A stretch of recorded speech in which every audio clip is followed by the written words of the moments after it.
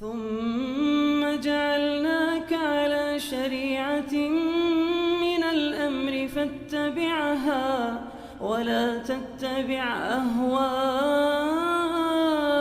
الذين لا يعلمون. Begini Ustaz, beberapa hari ini saya itu sering ada keluar cairan seperti air mani tanpa saya sadari Ustaz. Baru saya sadari kalau di saat saya mengeluarkan membuang air kecil. Apakah itu membatalkan wudhu Ustaz? Karena saya takut di saat saya melaksanakan sholat cairan itu keluar. Itu saja Ustaz. Baik. Assalamualaikum warahmatullahi wabarakatuh. Waalaikumsalam warahmatullahi wabarakatuh. Jadi pertama, cairan yang seperti itu namanya apa? Ada dua kemungkinan ya, mungkin dia tidak tahu sebabnya apa, dilihat oleh bapak penanya sendiri. Jadi kalau dia misalnya habis bekerja berat, ada pekerjaan meletihkan, kadang ada cairan seperti itu keluar setelah buang air kecil. Itu disebut wadi dalam istilah fikihnya. Dan kadang ada cairan yang keluar seperti itu apabila seorang mengingat hal-hal yang mengarah ke sana, mengingat perkara hubungan suami istri atau yang semisal dengannya. Itu namanya madi. Kalau mani itu cairan, dia keluar diiringi dengan suatu yang lezat, didorong.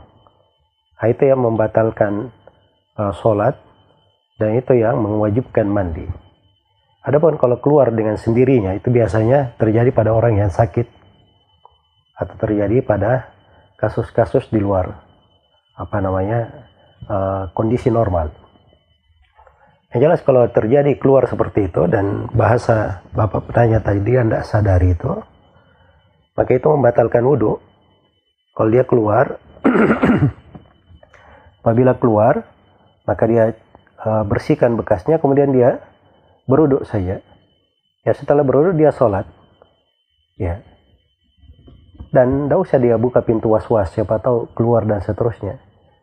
Ya, kalau misalnya selepas dia sholat, dia ada keperluan kamar mandi, dia lihat keluar, maka tidak perlu dia pedulikan. Dia sudah selesai sholat. Itu hal yang meragukan, jangan membuat seorang itu dibuat kacau di dalam sholatnya. Semoga Allah memberi taufik kepada semuanya. Wallahu ta'ala alam. Halo, Assalamualaikum. Waalaikumsalam warahmatullahi. Dari mana, di mana Pak? Dengan Adam di Makassar. Oh, silakan Pak. Halo? Iya, silakan pertanyaannya. Ya, saya mau tanya bagaimana cara membersihkan harta haram yang tercampur. Tapi saya seorang pedagang. Hanya itu. Terima kasih. Assalamualaikum. Waalaikumsalam warahmatullahi wabarakatuh.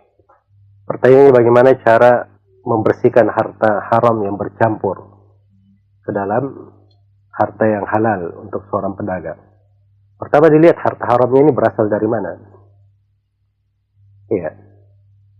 Kalau harta haramnya itu terkait pada dat harta itu memang haram, maka itu harus dikeluarkan, tidak boleh dia ada pada dirinya. Misalnya dia punya harta haram berupa khamar, maka dia harus buang harta itu. Iya. Atau misalnya dia ada harta haram di sisi dia, harta haram ini karena diambil duit orang misalnya, atau dia zalimi orang, milik orang diambil, atau masuk dalam curian misalnya, itu bukan punya dia. Kalau dia ingin bertobat dari harta yang seperti ini, membersihkannya dikembalikan kepada pemiliknya. Secara membersihkannya. Kemudian sudut yang lain, kalau hartanya harta haram dari sudut cara mendapatkannya, misalnya harta riba, ya, maka ini dilihat kondisi dia. Kalau sebelumnya dia tidak tahu hukum riba, baru setelah dia tahu riba itu haram, ya sama seperti banyak pedagang ya, kadang dia karena di pasar itu banyak rentenir, Ya, akhirnya mereka terbiasa, dipikirnya nggak ada masalah. Akhirnya ada kawannya yang minjam kepadanya, dia kasih juga dengan metode rentenir juga. Tapi setelah itu akhirnya tahu hukum, itu haram, nggak boleh. Ya. Dia berhenti. Nah, kalau dia tahu hukum, nah di sini yang menjadi pembahasan yang perlu kita perhatikan. Jadi kalau dia baru tahu hukum, sebelumnya dia nggak tahu, yang sebelumnya ini itu masuk ke dalam dia, dianggap sudah bersih, nggak ada masalah.